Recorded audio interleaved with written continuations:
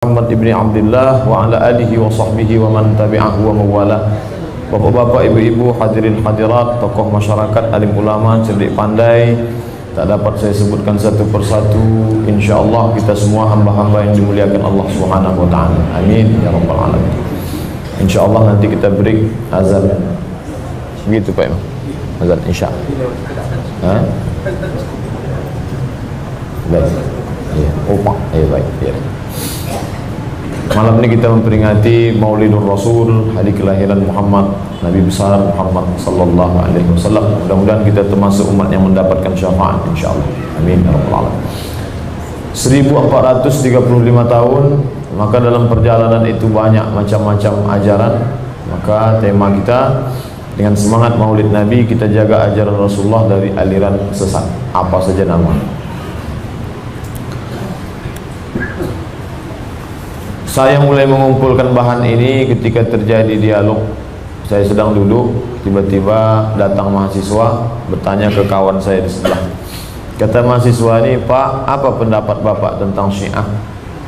Kata dosen itu, perbedaan kita dengan Syiah bukanlah perbedaan yang mendasar, hanya pada masalah furu' saja. Sama kita beda dengan mazhab Maliki, Hanafi, Syafi'i, Hambali, Salafi, Hizbut Tahrir, Jamaah Tabligh, Syiah. Jadi tak ada beda kita, sama saja, beda-beda tipis saja. Jadi setelah mahasiswa itu keluar, saya katakan beda kita tak tipis. Kata dia tetap tipis. Tipis tak tipis itu yang akan kita lihat malam. Kalau tipis setipis apa, kalau tebal setebal apa. Saya tak ingin mengajak orang untuk mengklaim. Klaim tak boleh, tapi saya tunjukkan data, nanti pikirkan sendiri, simpulkan sendiri. Sebelum masuk, perlu dibahas tentang ikhtilaf. Ikhtilaf itu terbagi dua. Ada ikhtilaf usul, ada ikhtilaf furu'. Ikhtilaf usul batang, ikhtilaf furu' cabang. Contoh ikhtilaf pada furu', sama-sama sholat, yang satu bismillahnya sir, satu jahar, yang satu baca iftitahnya Allahumma ba'id, yang satu lagi Allahu akbar kabira, yang satu lagi ini pada pakai usolli, yang satu lagi tidak dilafazkan niat. Ini pada furu' cabang. Tapi berbeda pada usul, memang yang satu mengatakan salat itu wajib, yang satu mengatakan tak perlu salat, eling saja cukup.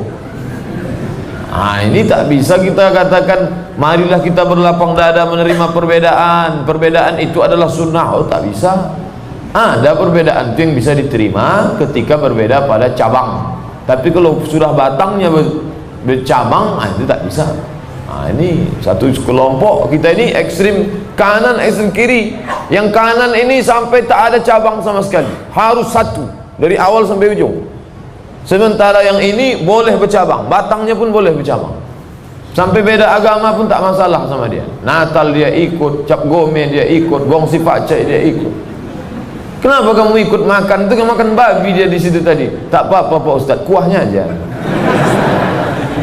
Tak ada perbedaan sama dia. Islam itu ada batasan-batasan. Kapan kita boleh berbeda dan kapan kita tak boleh berbeda. Masalah usul, masalah Rabb, masalah Allah, jangan sampai ada dibandingkan dengan Allah, sama kuasanya dengan Allah. Asal berbeda dalam masalah Allah ni, apa boleh buat? Hadza firaqu baini wa bainik. Sampai di sinilah persahabatan kita kawan. Beda. Masalah Rasul, Nabi itu maksum, jangan sampai dikotori, Nabi maksum.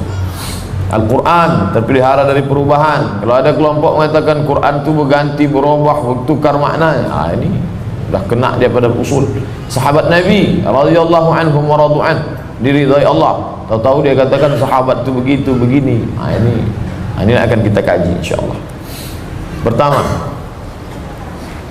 dikutip dari kitab namanya, tak ada tunjuk-tunjuk, Al-Anwar An-Nu'maniyah. Al-Anwar An-Nu'maniyah. Maaf Pak, saya tunjuk kiri karena kalau ke kanan payah. Al-Anwar An-Nu'maniyah, pengarangnya Sayyid Ni'matullah Al-Jazairi, halaman 278. Apa kata dia? bla bla bla bla bla bla bla. Kesimpulan, wa hasiluhu, kesimpulannya, innana lam najtami' ma'ahum, kita tak bisa bersatu dengan mereka. Kita maksud dia Syiah. Kita tak bisa bersatu dengan ahlu sunnah. Kenapa tak bisa? Kita tak bisa bersatu dalam Tuhan yang satu, dan tak bisa bersatu pada Nabi dan satu, dan tak bisa bersatu pada imam yang satu. Kenapa? Karena mereka mengatakan inna rabbahum, karena mereka mengatakan bahwa Tuhan mereka adalah yang mengutus nabinya bernama Muhammad, kemudian khalifah setelahnya Abu Bakar. Sedangkan kita, maksudnya Syiah, sedangkan kita mengatakan kami tidak beriman, tidak mengatakan, tidak mungkin bersatu dengan Tuhan yang mengatakan nabinya Muhammad, lalu kemudian penggantinya adalah Abu Bakar. Maka nabinya Muhammad, penggantinya Abu Bakar, laisa rabbana, bukan Tuhan kami. Ini bukan dibuat-buat. Kalau dia dalam bentuk word, kalau saya sebutkan dalam kitab anu halaman anu, mana dia Pak Ustaz nih? Bukan Tuhan kami, dan nabi itu bukan nabi kami. Kalau sudah berbeda Tuhan, berbeda nabi, apa bisa kita berjalan bersama? Berjalan bersama untuk tanggal 9 April bisa. Pemilu kada, pemilu caleg, pileg. Tapi kalau untuk berjalan bersama, sama-sama Islam, lain Tuhannya, lain nabinya. Kitabnya berkata, bukan kata Ustaz Abdul Somad. Kitab dia sendiri mengatakan begitu. Baik, kita lanjutkan. Dalam kitab Al-Kafi, Furu' Al-Kafi. Apa kata dalam Imam Al-Kulaini dalam Al-Kafi? Nih, nama kitabnya Al-Kafi. Al-Kafi ini dibagi 3. Satu usul kafi, satu furu' kafi, satu namanya Raudah Al-Kafi. Ini dalam Furu' Al-Kafi, karya Imam Al-Kulaini Ar-Razi. Apa kata dia? Kharaja Rasulullah sallallahu alaihi wasallam yauman nahri. Nabi Muhammad keluar pada hari nahar. Hari nahar tanggal 10. Bagaimana Nabi Muhammad keluar? Ila zahril Madinah, ke pusat kota, ala jamalin, dia naik kuda, dia naik unta, jamal. Kalau ada yang namanya jamal, mohon maaf. Yang jamal bagus itu pakai alif, jamal, itu artinya bagus. Tapi kalau tak pakai alif, jamal, artinya unta. Nabi Muhammad naik unta. Aril jisim, tengok yang berbaris bawah. Nabi Muhammad naik unta, tidak pakai baju, tidak pakai baju. Famarra bin nisa, dan berjalan di depan para perempuan. Penghinaan kepada Nabi Muhammad. Sedang saya aja malu tak pakai baju. Bukan karena saya kurus, enggak. Tak sopan. Apalagi Nabi Muhammad SAW. Dia katakan Nabi Muhammad aril jisim, famarra bin nisa, lalu dia berjalan di depan perempuan, fawaqafa alaihinna, dan berhenti di depan mereka. Ini dalam kitab dia, bukan dalam kitab Ahlu Sunnah. Tak bisa dibela sama sekali. Baik, kita lanjutkan. Keyakinan terhadap Al-Quran. Ini keyakinan terhadap Al-Quran. Apa kata dia? Bisa lihat dalam kitab judulnya Masabih Al-Anwar, karangan Sayyid Abdullah Shibr. Apa kata dia?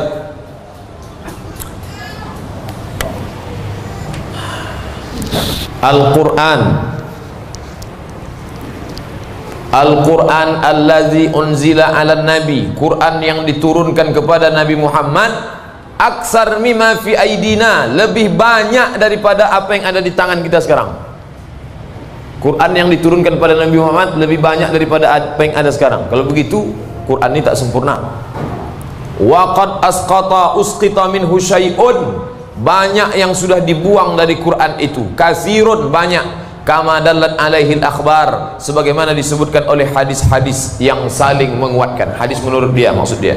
Allati kadat an takuna mutawatirah, hampir sampai pada batas mutawatir. Wa qad awdahna dzalik fi kitabina, kami jelaskan masalah itu khusus dalam kitab kami, judulnya Munyatul Muhassilin fi Haqqiyati Tariqatil Mujtahidin. Tuhannya beda, nabinya dihina, Qurannya pula katanya tak sempurna. Apa masih bisa berjalan bergandeng tangan? Tidak. Bergandeng tangan ke pasar bisa, tapi kalau sama-sama mengaku umat Muhammad tak bisa, karena kita berbeda, bukan pada furu', pada usul. Nih kitab dia, karya Imam Al-Majlisi, judulnya Mir'atul Uqul, isinya hampir sama. Apa kata dia? Annal akhbar fi fi hadzal bab mutawatir.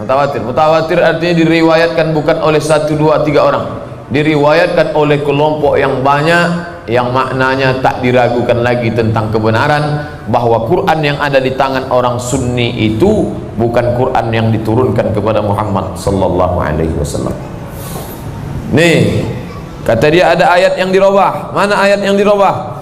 Wa kadzalika ja'alnakum ummatan wasata. Kata dia ayat itu tak betul.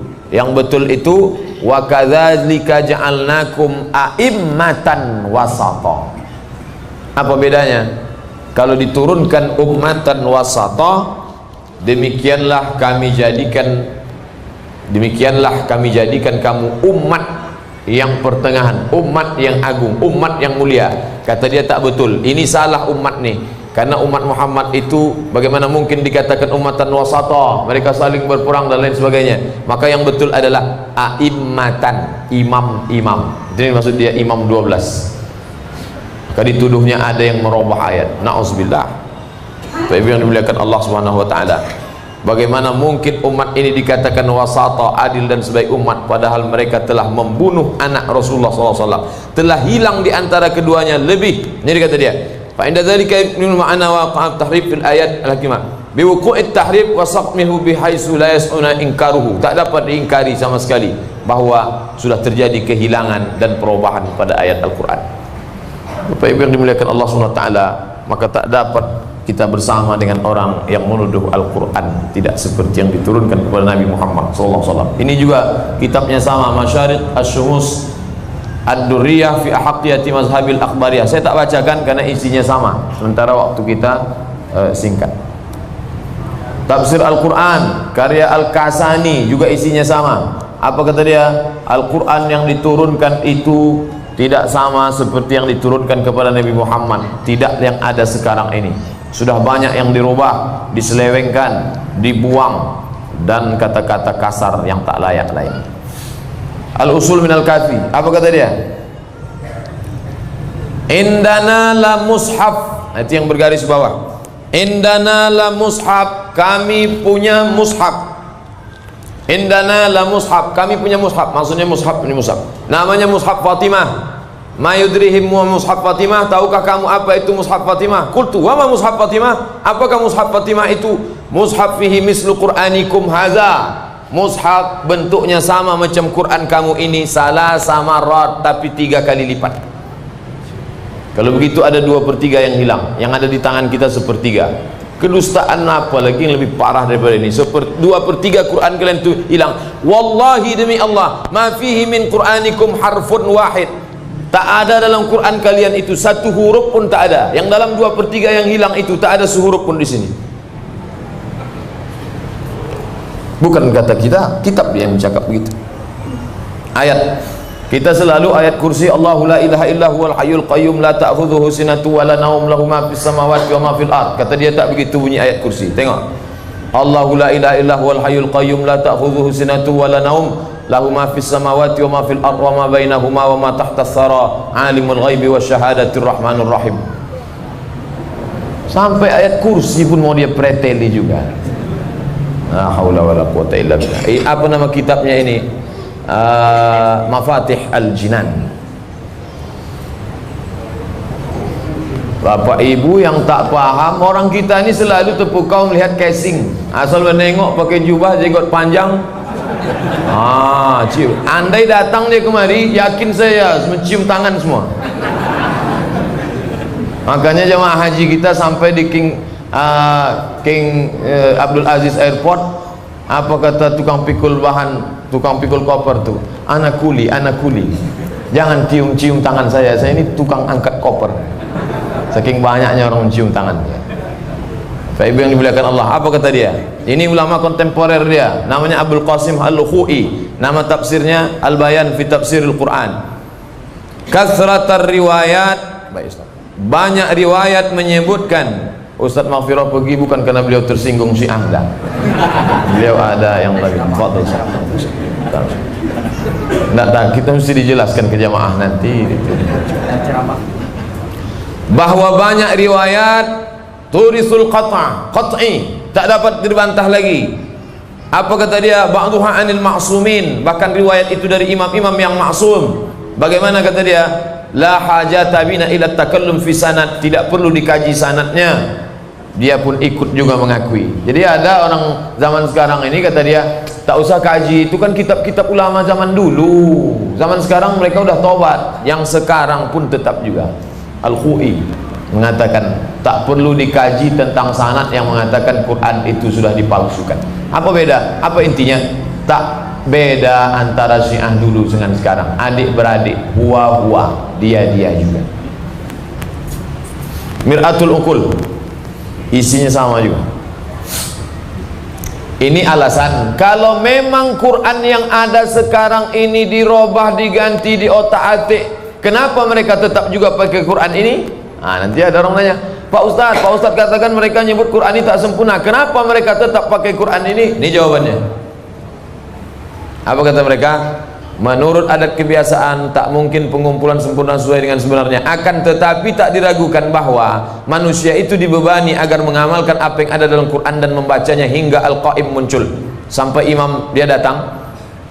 Ini diketahui secara mutawatir dari jalur Ahlul Bait dan kebanyakan riwayat, dan bab ini menunjukkan adanya kekurangan dan perubahan. Maknanya pakai sajalah Quran yang tak sempurna ini sementara Al-Qaim datang. Mereka ada semua jawabnya. Kalau memang kalian katakan Quran itu tak sempurna, kenapa kalian masih tetap pakai Quran ini? Apa jawabnya? Kami tak pakai Quran itu karena sementara Al-Qaim datang. Nanti kalau sudah Al-Qaim datang, kami baru pakai Quran yang sempurna itu. Untuk sementara kita pakailah yang tak sempurna ini. Sama macam, kenapa kalian tetap juga salat di Masjid Raudhatus Shalihin yang tak sempurna itu sementara masjid baru berdiri? Nanti kalau sudah bebas pembebasan tanah, masjidnya baru kita robohkan masjid yang lama. Itulah seolah-olah dia mengatakan. Oh, alhamdulillah. Baik. Masya Allah. Ya, syukran, jazakumullahu khairal jaza. Keyakinan terhadap para sahabat. Apa kata mereka? Para sahabat. Ini baru. Ini yang kata saya tunjuk-tunjuk tadi, Pak.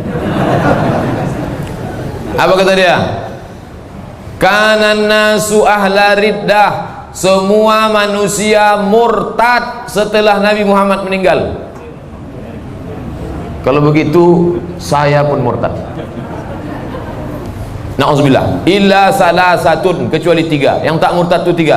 Wa manis salasah, siapakah yang tiga itu?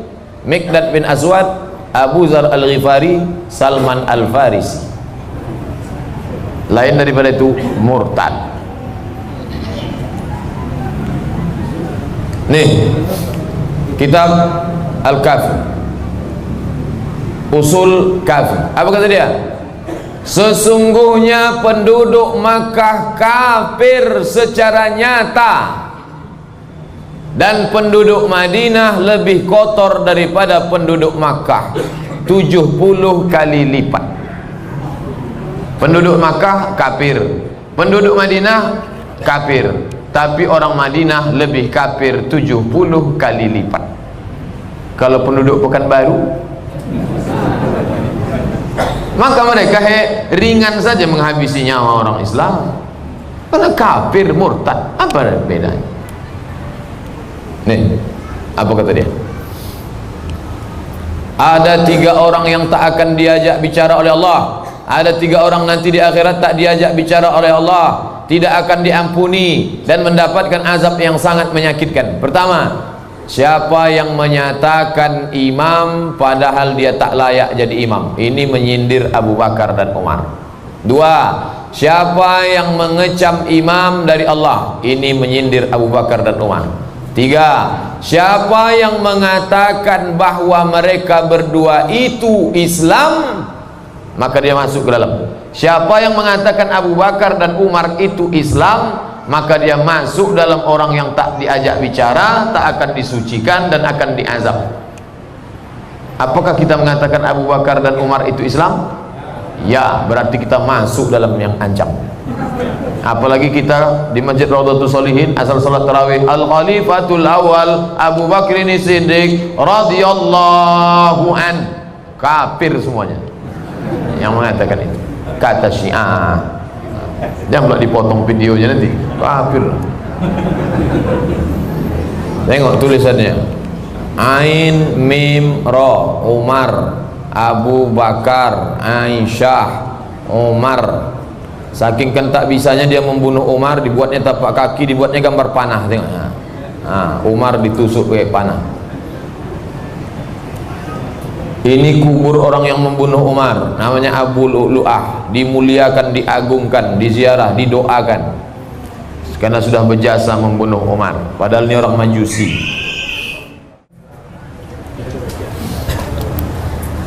Saking bencinya mereka kepada Utsman bin Affan, Utsman itu bergelar Dzun Nurain, yang punya dua cahaya, karena menikah dengan dua putri Nabi. Satu menikah, meninggal, lalu kemudian menikah lagi. Apa kata mereka? Judul kitabnya Al-Istighatsah fi Bid'is Salasah, Abu Bakar, Umar, Utsman. Nih, Ruqayyah dan Zainab istri Utsman sebenarnya bukan anak Nabi. Saking gilanya katanya, yang sudah disepakati kaum muslimin dari sejak zaman dulu, sekarang dibantah. Jadi ulama tak perlu membantah karena ini mutawatir, anak Nabi kandung. Kata dia, dicari-carinya alasan.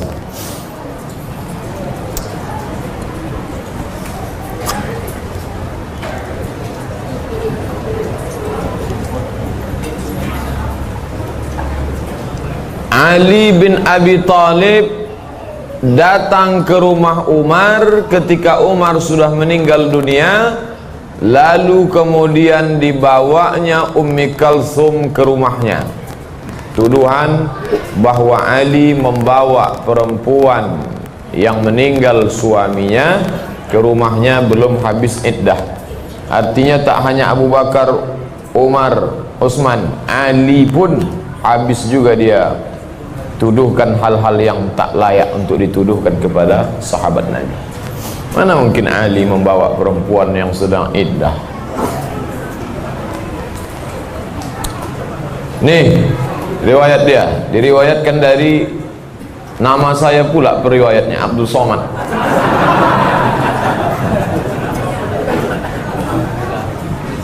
Atadruna matan Nabi, apakah kalian tahu Nabi Muhammad itu mati atau dibunuh?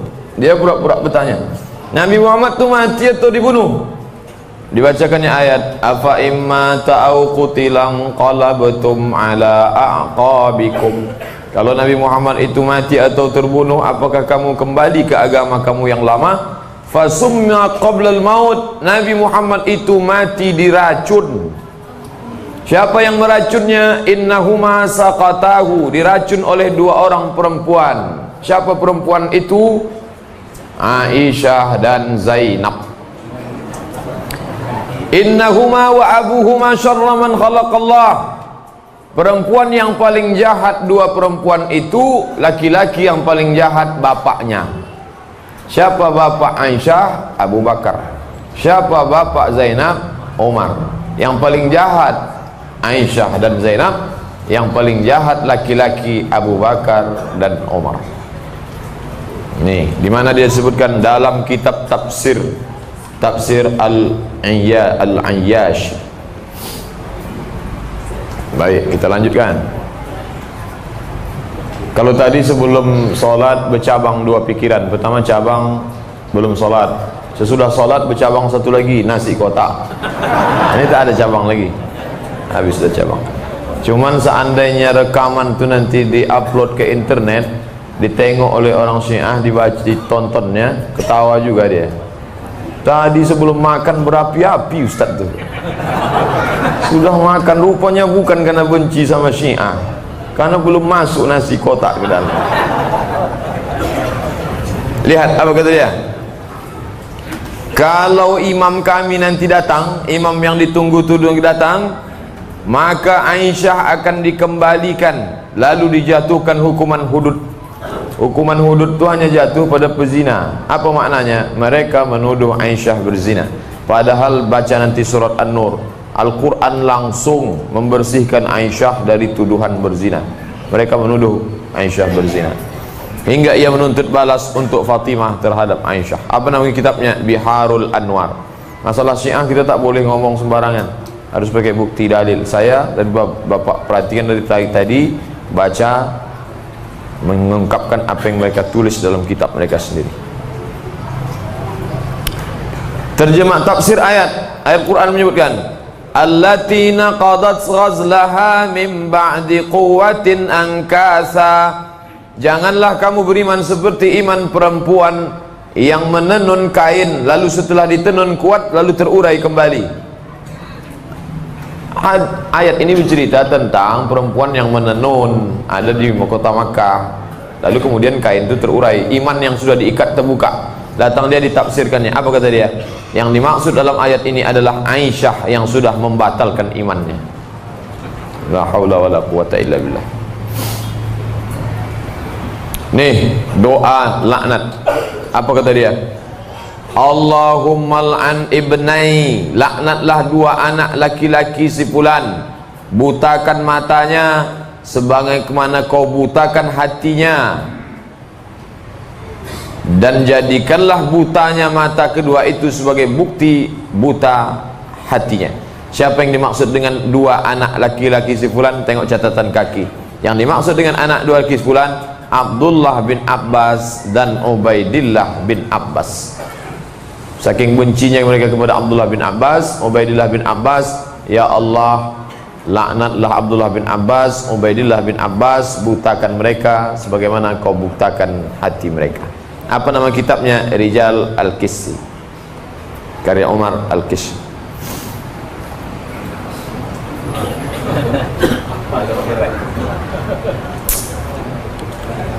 Apa yang bapak ibu tengok, sorbannya bagus, topinya bagus, jubahnya bagus, jenggotnya bagus, sujudnya ke turbah Karbala. Ini tanah Karbala yang dicetak. Kalau tak sujud ke sini, solat tak sah. Lalu waktu di Makkah, waktu haji umrah, kenapa tak nampak? Ditipiskannya macam kertas pasir. Nah, jangan nampak. Kenapa sujud kemari? Lihat. Nih. Sesungguhnya permukaan bumi saling menyombongkan diri. Nah, ini kata dia. Permukaan bumi ini saling menyombongkan diri. Lalu Ka'bah menyombongkan diri. Ka'bah menyombongkan diri terhadap Karbala. Maka Allah mengirimkan wahyu. Apa kata Allah? Wahai Ka'bah, diamlah engkau. Jangan kau menyombongkan diri terhadap Karbala. Karena Karbala itu adalah permukaan bumi yang penuh berkah.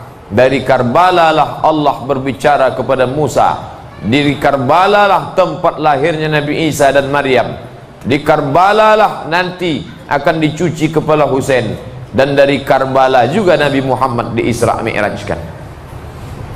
Itulah kenapa turbah debu Karbala. Karbala itu di Iran, tempat meninggalnya Imam Al-Husain. Bahwa dia meninggal di Karbala, ya. Dia dibunuh, ya. Tapi apakah otomatis menjadi suci? Tak ada dalil dari hadis Nabi. Mereka buat-buat, maka mereka agungkan melebihi Ka'bah dan melebihi kota suci Makkah Al-Mukarramah. Mana dalilnya? Bukan kata kita, kata dia. Ini dalil. Apa yang bapak ibu perhatikan? Wajah tu ini pisau nih ujungnya, rantai besi. Nih ke belakang. Perhatikan di sebelah. Kenapa ada palang salib? Kenapa alat yang dipakai sama? Orang ini mengenang kematian Yesus Kristus. Maka penderitaan itu dijadikan sebagai alat untuk ibadah. Lalu sama dia mengenang kematian Husain. Na'udzubillah. Jadi kalau ada orang bertanya, selalu saya ditanya jamaah, Pak Ustadz, mana yang bid'ah dolalah itu? Inilah dia bid'ah dolalah. Dibuat-buat, tak ada diturunkan Allah, tak ada diturunkan Nabi SAW. Dari mana datang ibadah menghazab diri ini?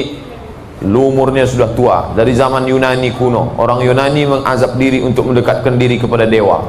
Lalu masuk ke Mesir, orang Mesir kuno juga mengazab diri. Masuk ke Kristen, orang Kristen mengazab diri untuk mengenang Yesus. Lalu masuk ke dalam Syiah.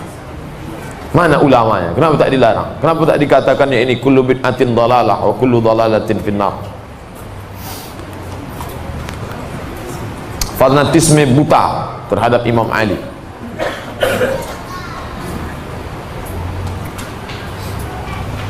Saya terjemahkan satu persatu kalimatnya. Apa kata dia? Kalau nanti terjadi hari kiamat, maka akan ada mimbar. Zakana yaumul qiyamah wudi'a mimbar. Di atas mimbar itu semua orang bisa menengok mimbar. Lalu naiklah ke atas mimbar itu seorang laki-laki. Satu malaikat di sebelah kanannya, satu malaikat di sebelah kirinya. Lalu kemudian dia berkata kepada yang sebelah kanan, wahai seluruh makhluk. Apa kata malaikat yang sebelah kanan? Wahai seluruh makhluk, ini Ali bin Abi Thalib, pemilik surga. Dia bisa memasukkan orang ke dalam surga siapa yang dia kehendaki. Lalu yang sebelah kiri pula berkata, wahai seluruh makhluk, hadza Ali bin Abi Thalib, ini Ali bin Abi Thalib, sahibun nar, pemilik neraka. Yudkhiluha man syaa, siapa yang mau dimasukkannya ke dalam neraka. Jangan kita heran nanti bapak ibu cari di YouTube mereka berdoa sebelum sholat, ya Ali, ya Ali, ya Ali. Karena dalam kitab sucinya dikatakan Ali itu pemilik surga dan neraka. Syirik, mempersekutukan Allah subhanahu wa ta'ala. Ini bukan kitab dia. Siapa kitab? Imam As-Saduq, nama kitabnya Ilalus Syara'i'. Bukan kopi-kopi dari tulisan, tapi langsung kitab dia. Baik, kita lanjutkan. Nih, fanatisme terhadap Imam Ali. Nama kitabnya Al-Ikhtisas, nama pengarangnya Syekh Al-Mufid. Dari Abdullah bin Mas'ud, apa kata Abdullah bin Mas'ud? Aku datang ke rumah Fatimah, lalu aku bertanya, aina ba'luka, hai Fatimah, mana suamimu? Apa kata Fatimah? Araja bihi Jibril ila sama, malaikat Jibril membawa Ali naik ke langit. Fimaza, untuk apa Ali dibawa naik ke langit? Apa kata Fatimah? Ada malaikat yang berkelahi di langit. Innal malaikata tashajaru, malaikat bertengkar berkelahi. Fasa'alu hukman minal adamin, malaikat itu bertanya hukum kepada manusia. Tak ada manusia. Lalu kemudian Allah mewahyukan kepada para malaikat, hai para malaikat, kalau kalian mau mencari orang yang bisa memutuskan, pilihlah antara manusia. Fakhtaru Ali, mereka pun memilih Ali bin Abi Thalib. Jangan heran kenapa mereka melebihkan Ali dari Nabi Muhammad. Kemana Nabi Muhammad? Orang yang paham kisah ini ada unsur di balik itu, melecehkan Nabi Muhammad sallallahu alaihi wasallam. Sampai malaikat berkelahi pun mesti Ali yang memutuskan. Tapi bapak ibu jangan sangka bahwa Syiah tak masuk ke kampung halaman kita. Saya besar dugaan sikap yang terlalu melebihkan Imam Ali. Dulu orang kalau ada petir, Ali sedang marah. Saya pernah ditanya orang, kenapa jambu mete, jambu monyet itu keluar bijinya? Saya tak tahu. Itu karena disenggak Imam Ali. Bentak Imam Ali. Ha, kata Imam Ali, keluar bijinya. Itu tak ada dalam kitab. Tapi saya dengar langsung ada orang nyebut gitu. Belakangan baru saya paham sampai sepanatik itu orang kepada Imam Ali. Nih, nama kitabnya Ilal Asy-Syara'i'. Ini ekstrim. Apa kata Allah dalam Quran? Ayatnya betul, dia membuat-buat tafsir tuh. Liyaghfira lakallahu ma taqaddama min dzambika wa ma ta'akhkhar. Semoga Allah mengampuni dosa-dosamu yang lalu dan yang akan datang. Maka maknanya kata dia di sini, ya Ali, wahai Ali, sesungguhnya Allah sudah memikulkan beban kepadaku, dosamu dan dosa kelompok Syiahmu. Artinya apa? Orang Syiah tak berdosa lagi karena sudah diampuni Allah. Orang ahlu sunnah bergelimang dosa, berdalil dengan ayat Quran. Peminum khamar tahu dia salah, pezina tahu dia salah, tapi orang yang berdalil dengan Quran, ini bahaya kesesatannya. Inilah yang diajarkan kepada generasi kita akan datang. Ditengoknya Quran, ditengoknya bahasa Arab, Arab gundul, apa tak beriman dia langsung? Jangan heran kenapa ini Imam Ali dan ini 12 imam, 1, 2, 3, 4, 5, 6, 7, 8, 9, 10, 11, 12. Itulah mengapa dia disebut dengan Imam Syiah 12, karena ada 12 imam. Apa kata doa dia? Madad ya Ali, tolong kami ya Ali, tolong aku ya Ali. Minta tolong kepada Ali. Kita disuruh iyyaka na'budu wa iyyaka nasta'in. Tak pernah kita bilang ya Rasulullah tolonglah aku. Dah. Mereka kepada Imam Ali minta tolong. Entah kapan pula pelukis itu tahu wajah Imam Ali.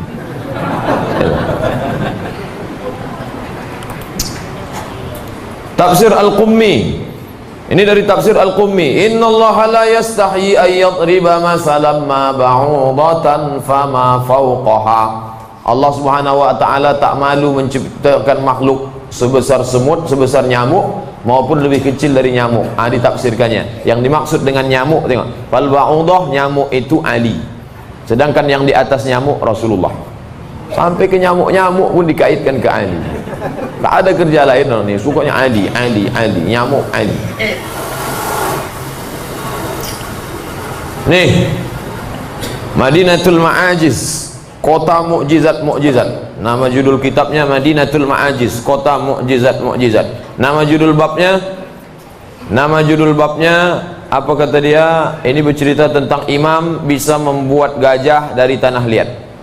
Dibuat gajah dari tanah liat, lalu ditiupnya, akhirnya gajah itu pun hidup, lalu kemudian bisa terbang ke Makkah. Kita dari kecil, saya pernah mendengar dongeng tentang babat tanah leluhur. Orang naik burung Garuda. Orang naik burung Garuda itu pun dongeng, naik burung Garuda, tapi masih kalau dimasukkan ke akal masih masuk akal, karena burung terbang. Tak ada bohong yang lebih dahsyat daripada bohong Syiah. Gajah terbang. Gajah terbang, kan? Apa kata dia? Aku melihat Imam Al-Baqir alaihi salam, pakai alaihi salam lagi. Aku melihat Imam Al-Baqir alaihi salam membuat gajah dari tanah liat. Lalu kemudian dinaikinya gajah itu, dia pun terbang ke langit sampai pergi ke Makkah. Lalu kemudian pulang lagi. Tapi aku tidak percaya sampai aku melihat langsung Imam Al-Baqir. Aku tak percaya mendengar cerita itu. Lalu aku berjumpa di Imam Al-Baqir. Lalu kutanya kepada Imam Al-Baqir, akhbarani Jabir angka kaza bi kaza wa kaza. Kata si Jabir, kau bisa membuat tanah liat lalu kemudian berubah menjadi gajah lalu terbang. Apa betul begitu? Lalu apa yang terjadi? Fasana'a mislahu. Lalu Imam Al-Baqir membuat gajah macam itu. Lalu kami pun terbang sama-sama pergi ke Makkah. Masya Allah. Maka membaca, saya asik juga saya membaca kitab-kitab Syiah juga, Pak.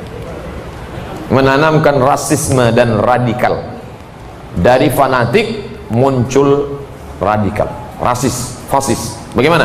Nih, apa kata dia? Anak yang lahir itu menangis diganggu setan, kecuali anak orang Syiah. Ini tafsir Al-Ayyashi nih.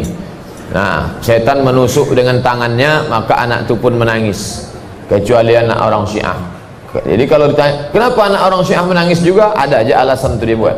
Karena orang ini paling jago buat alasan. Yang penting ditanamkannya, artinya mereka tak diganggu setan. Orang ahlu sunnah diganggu setan. Nih, dalam Raudhah Al-Kafi, innan nas, semua manusia, kullahum aulad baghaya, semua manusia anak cucu keturunan baghaya, wanita tunasusila. Kita ni na'udzubillah, ibu kita yang salihah, yang baik, yang pakai akad nikah, dikatakannya kita ni anak-anak zina, anak-anak wanita tunasusila. Lalu yang tak anak tunasusila siapa? Ma khala syi'atuna, kecuali orang Syiah kami. Lain, makanya mudah saja mereka menghabisi, memperkosa, membantai, karena mereka menganggap ini orang kafir, ini zina, ini murtad. Tak ada hukum, tak ada kehormatan manusia di mata. Nih, apa kata dia? Pada petang tanggal 8 Zulhijjah, tanggal 9 wukuf, Allah Ta'ala lebih dulu menengok kubur Husain daripada padang Arafah. Ya. Allah Ta'ala lebih dahulu menengok peziarah kubur Husain daripada petang Arafah. Lalu aku pun bertanya, apakah Allah lebih menulu menengok kubur Husain daripada orang yang wukuf? Naam, ya. Qultu kaifa zaka, kenapa? Kenapa Allah lebih dulu menengok kubur Husain daripada padang Arafah? Ini jawabnya, li'anna fi ulaika aulad zina wa laysa fi haula aulad zina. Karena di padang Arafah tu banyak anak zina, sedangkan di kubur Husain tak ada anak zina. Apa maknanya? Di padang Arafah banyak ahlu sunnah anak zina, di kubur Husain semuanya orang Syiah, tak ada anak zina. menanamkan fanatisme, radikalisme. Maka kalau sampailah di Pekanbaru, na'udzubillah, la haula wala quwata illa billah, 7 turunan Bapak Ibu. Maka malam ini kita diberikan kesempatan mengkaji ini. Selain ini 60 lebih kurang banyaknya, insya Allah Bapak Ibu istiqomah sampai akhir hayat, karena tak lagi bercabang pikiran kita insya Allah. Nih fanatik dia, apa kata dia? Kata Nasibi, Nasibi untuk orang yang memusuh-musuh Syiah, dipakainya kepada Imam Abi Hanifah, Imam Hanafi. Imam Hanafi dan imam-imam semacam Imam Hanafi, termasuklah Syafi'i, Hambali, Maliki, itu disebutnya musuh Syiah. Lalu kalau begitu, jawazi qatlihim, mereka itu boleh dibunuh. Wastibahati amwalihim, hartanya boleh diambil. Orangnya boleh dibunuh dan hartanya boleh diambil. Araftu anna aktsaral ashab zakaru lin Nasibi, saya ketahui mayoritas ulama Syiah mengatakan demikian, dan makna yang khas disebutkan dalam kitab Thaharah dan Najis. Kenapa orang sunnah dimasukkan dalam kitab Thaharah dan Najis? Karena mereka menganggap orang sunni itu najis. Ulama dia yang zaman sekarang mengatakan, kalau kalian bersalaman dengan orang ahlu sunnah, maka habis itu cucilah tangan, karena mereka itu najis. Dari mana mereka mengambil? Nih dari kitab dia, Zulmatun fi ahwalis sufiyah wan nawasib. Aku katakan kepada Abu Abdillah, kalau disebutnya Abu Abdillah maksudnya Husain. Imam Husain itu panggilannya Abu Abdillah. Ku katakan kepada Abu Abdillah, ma taqulu fi qatlin nasib, apa pendapatmu hukum membunuh orang Nasibi? Apa kata dia? Halalud dam, darahnya halal, silakanlah bunuh. Oleh sebab itu menyampaikan tentang Syiah ini, kalau berhadapan dengan yang ekstrim, Ustadz berani menyampaikan apa? Berani Ustadz mati dibunuh Syiah kalau difatwakannya halal darah Ustadz Abdul Somad, bisa saja. Oleh sebab itu nanti saya kopikan juga ke Bapak Ibu supaya ramai-ramai kita dihadapi Syiah. Yang saya sendiri aja kena. Halalud dam, orang Nasibi itu halal darahnya, tapi aku sarankan kepada engkau, kalau kau mau membunuh mereka, maka kau letakkan mereka di balik dinding atau tenggelamkan dia ke dalam air. Kalau kau mau membunuh orang ahlu sunnah, bunuhlah dia dengan cara balik dinding, ambil triplek, tembak dia dari belakang, atau kau masukkan dia ke sungai Siak. Supaya apa? Supaya dia la yushhidu bihi alaik, supaya dia tak bisa bersaksi menengok engkau. Kejam sekali. Difatwakan hukum membunuhnya, diajarkan pula cara membunuhnya. Tak ada yang lebih gila daripada ajaran ini Bapak Ibu. Fatwa tak layak, sudah dididik fanatik, lalu orang Syiah itu mengajarkan yang tak layak. Mana dia tak layak? Nih, Bapak Ibu baca sendiri. Saya tak layak membacakannya. Nanti kalau sudah angguk-angguk, udah Pak Ustaz, kita pindah ke slide berikut. Saya bacakan teks Arabnya. Amma sairul istimta'at kallamsi bisyahwah wadhammi wattafkhidh fala ba'sa biha hatta fir radi'ah. Apa judul kitabnya? Tahrir Al-Wasilah, juz 2 halaman 216. Siapa pengarang kitab ini? Al-Imam Al-Khumaini. Besar-besar saya tengok baliho, Imam Khumaini SEMSI, mencalik. Kemarin lewat di jalan, Imam Khumaini SE, apakah akidahnya sama? Wallahu a'lam bishawab. Bukan di Pekanbaru, Pekanbaru tak berani saya nyebutnya. Ada di jalan nun jauh di sana. Nih, masalah yang ke-18, kitab nikah. Dan nama kitabnya kitab nikah, masalah ke-18. Soal, pertanyaannya, ini pertanyaannya. Apa kata dia? Masalah ke-18, ya juzut tamattu' bizaniyah, boleh nikah kontrak dengan wanita pezina. Itulah mengapa banyak anak-anak pelajar mahasiswa tertarik masuk Syiah, karena dibolehkan nikah kontrak dengan WTS. Bolehkah kami nikah kontrak? Boleh, silakan, bayar aja maharnya semangkok mie ayam, selesai. Apa tak minat orang? Saya untung baca ini sesudah jadi ustad. Bapak ibu bayangkan. Sama dia macam tulisan di rokok. Rokok dapat menyebabkan impotensi dan gangguan kehamilan. Apa bedanya? Dia katakan jangan berzina, tapi silakanlah berzina dengan cara lain. Apa itu? Legalisasi zina. Bukan tanggung-tanggung, dalam kitab dia. Nih, bab, ada satu bab khusus. Nama kitabnya Mustadrak Al-Wasail. Nama pengirangnya Imam At-Tabrusi. Apa kata dia? Bab tidak haram nikah mut'ah dengan pezina walaupun perempuan itu terus berzina. Nauzubillah, nikah mut'ah dia berzina. Si berzina tadi terus tinggal di lokalisasi berzina, pulang dia ke rumah. Apa tak melegitimasi yang orang zaman sekarang, maaf cakap, nauzubillah, menjual istrinya ke lokalisasi zina? Tak terpikirkan di otak kita yang waras membaca fatwa-fatwa orang Syiah. Nih, apa kata dia? Dari Abu Abdullah Al-Husain. Mereka banyak betul menisbatkan hadis-hadis palsu kepada Imam Husain. Andai hiduplah Imam Husain, Masya Allah, mengamuk dia. Apa kata Imam Husain? Ada seorang perempuan yang cantik, kau lihat di tengah jalan, tapi kau tak tahu apakah perempuan itu punya suami atau dia WTS. An Abi Abdullah Husain fil mar'ah. Ada orang bertanya kepada Imam Husain, wahai Imam Husain, kalau aku berjalan, kulihat di tengah jalan itu ada perempuan cantik, tapi aku tak tahu dia istri orang atau wanita tunasusila, apakah boleh aku nikah mut'ah sama dia?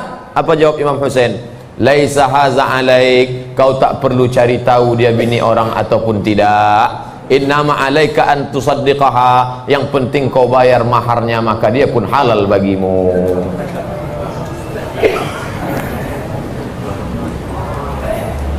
Bab mut'ah. Ada satu bab namanya bab mut'ah.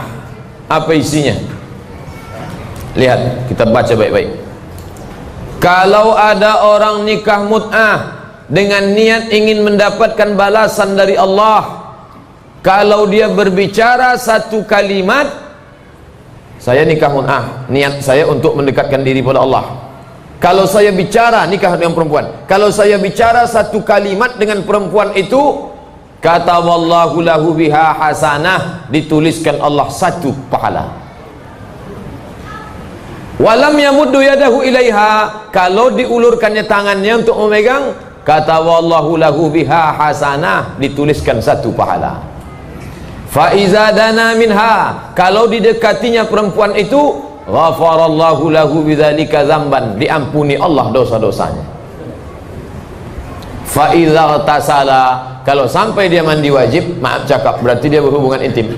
Fa idza tasala, kalau sampai dia mandi wajib, ghafarallahu lahu, maka Allah mengampuni dosanya biqadri ma marra minal ma, sebanyak air yang lewat di badannya.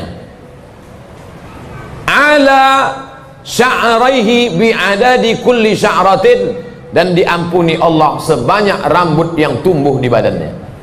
Apa tak menjadi orang nikah mut'ah setelah membaca hadis ini? Bapak Ibu yang dimuliakan Allah Subhanahu wa taala. Lalu kemudian apa kata dia?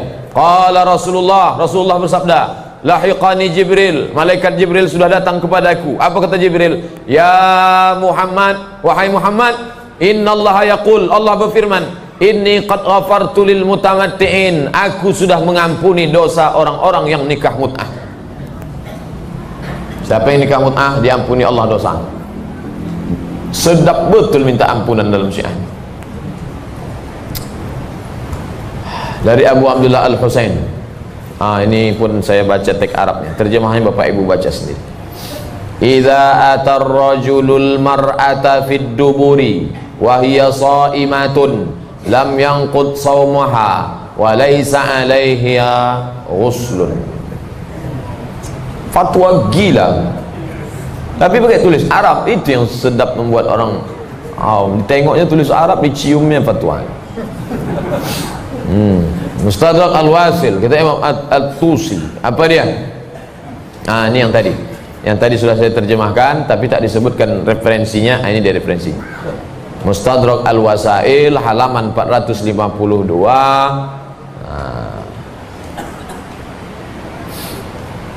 Tak ada permusuhan, katanya ada permusuhan antara Ahlul Bait, antara Aisyah dengan ini, antara Umar dengan Ali, antara, kita lihat kalau memang ada permusuhan, coba perhatikan baik-baik.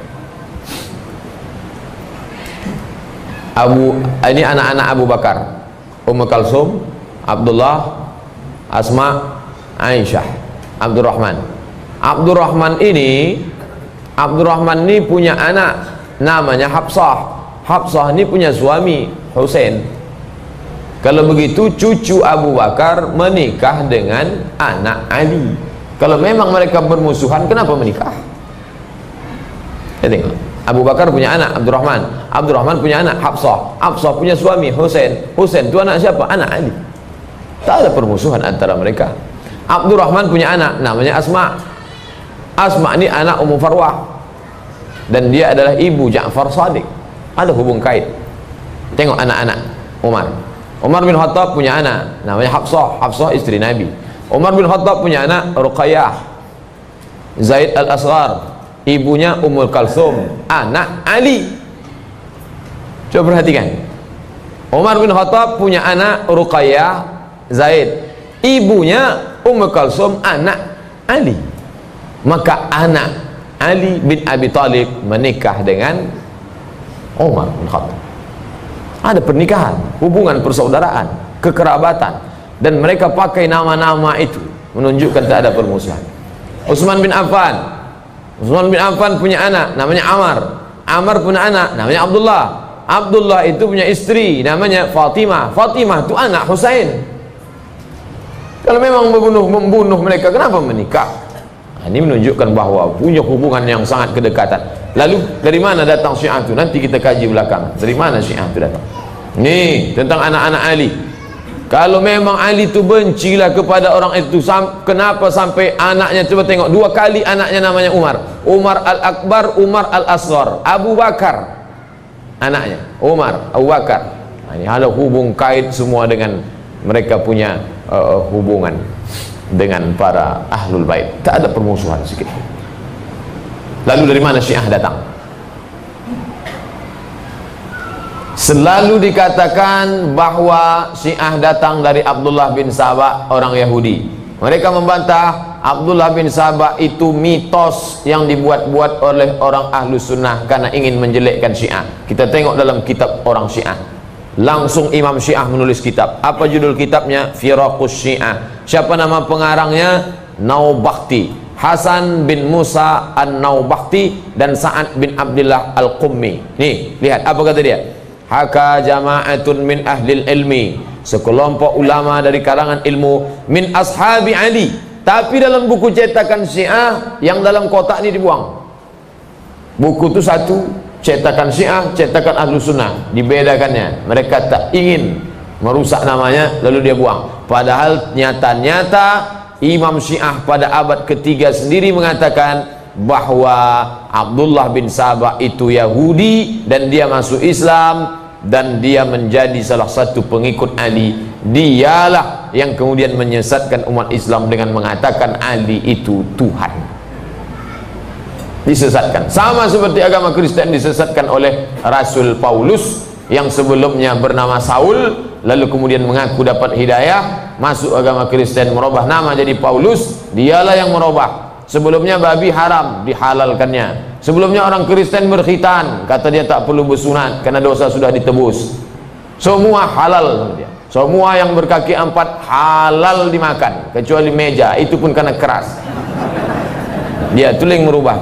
Apa maknanya? Sama kejadian yang ada dalam Kristen dengan yang terjadi dalam Syiah.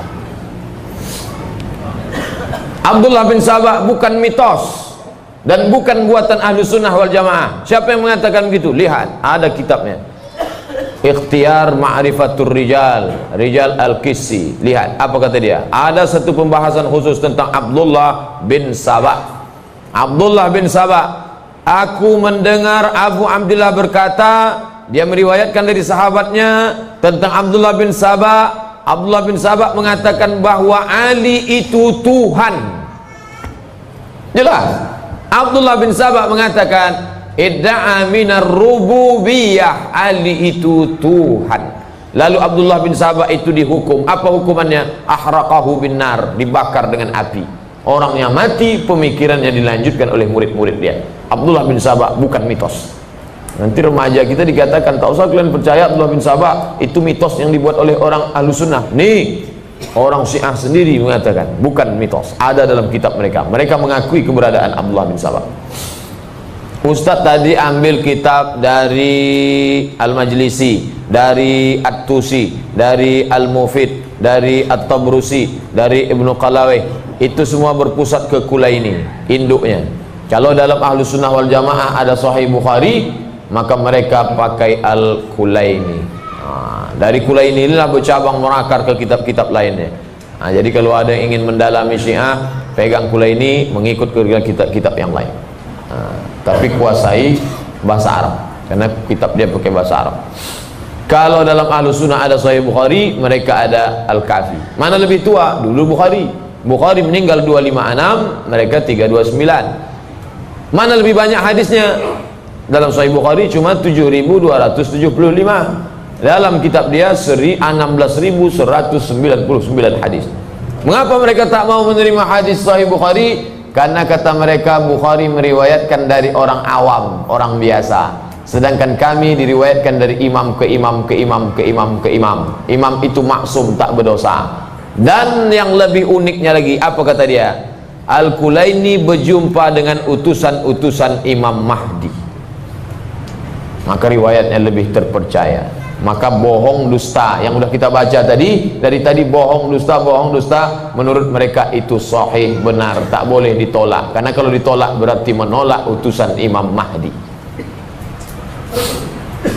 Siapa itu Al-Kulaini? Nama lengkapnya Abu Ja'far Muhammad bin Ya'qub bin Ishaq Al-Kulaini. Lahir desa Kulain, 38 kilo dari Rai, Teheran. Wafat Sya'ban 329, dimakamkan di Baghdad. Dari referensi Syiah. Apa pendapat mereka tentang kitab Al-Kafi karya Kulaini?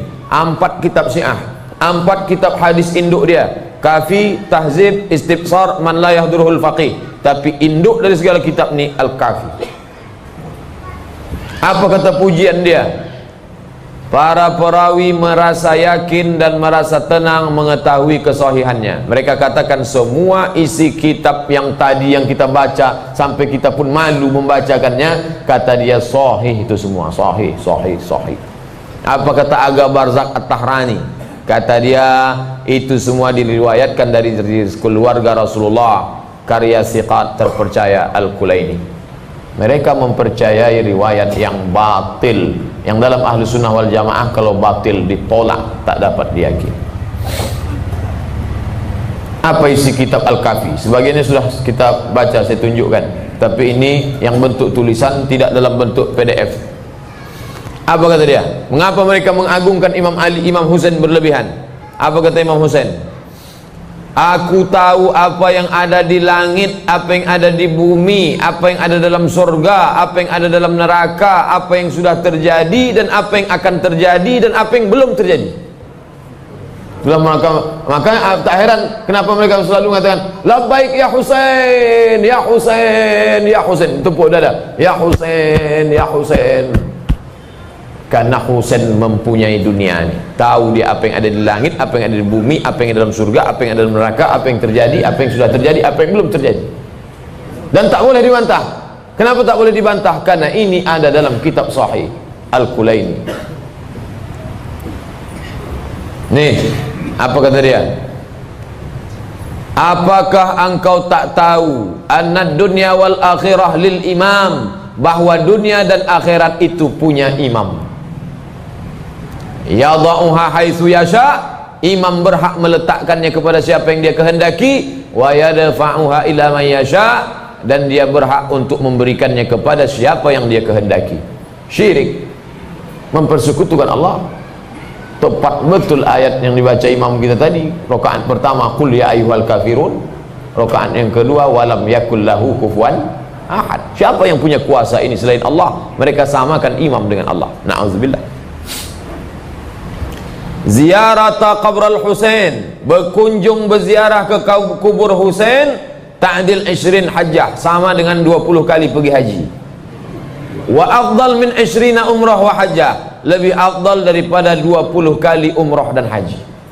Itulah mengapa ramai-ramai mengunjungi kubur Husain, dilap-lap dindingnya, dicium, diusap, karena keutamaan yang amat sangat besar. Ketika Nabi meninggal, ketika Nabi SAW lahir, ibunya tidak menyusui. Ini lamma wulidan Nabi, ketika Nabi lahir, ada beberapa hari tak ada susu. Fa'alqahu Abu Talib, maka datanglah Abu Talib mengambil Nabi Muhammad, diletakkannya di susunya.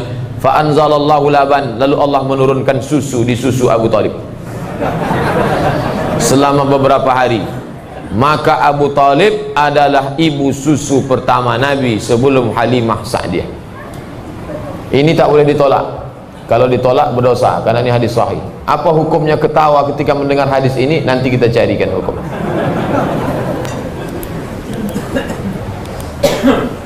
Terakhir, saking bencinya dia kepada Abu Bakar, kata dia yang pertama kali membaiat Abu Bakar itu adalah iblis. Bapak Ibu yang dimuliakan Allah Subhanahu wa taala, lebih kurang ada 60 slide. Waktu kemarin di Masjid Agung An-Nur tak dapat ditampilkan semua karena keterbatasan waktu. Alhamdulillah malam ini dapat kita kaji, akan saya dibagikan nanti bagi yang, karena kalau ditengok dari dialog tadi sampai dosen pun menganggap perbedaan kita dengan Syiah hanya masalah furu' saja. Kalau sudah ditunjukkan ini, media masih juga mengatakan furu' saja. Dua kemungkinan, entah kita terlalu bodoh atau dia terlalu pintar. Sudah kita tunjukkan sebegini, buktinya tetap juga dikatakannya. Oleh sebab itu setelah kita baca ini sama-sama, kalau ada yang selama ini agak tertarik dengan Syiah atau dia betul Syiah, bertobatlah malam.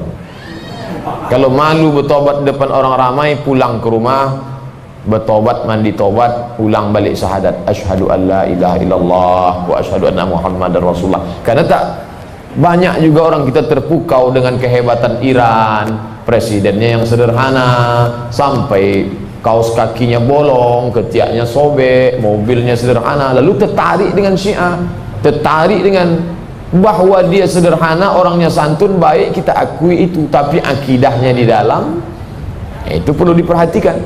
Apakah ketika Margaret Thatcher itu dapat mengatur Inggris dengan baik, lalu kita benarkan akidah Margaret Thatcher? Tidak. Baik dia lain, tapi akidahnya lain. Nah, ini orang Islam mesti paham, mesti jangan dipukul rata. Asal sudah baik, baik. Nah, itu yang dapat saya sampaikan pada kesempatan ini. Yang baik datang dari Allah, yang tak baik dari hamba Allah yang dhaif. Terima kasih perhatian Bapak dan Ibu. Mungkin ada hal-hal yang ingin ditanyakan, kita akan bahas beberapa menit insyaallah. Terima kasih. Wassalamualaikum warahmatullahi wabarakatuh.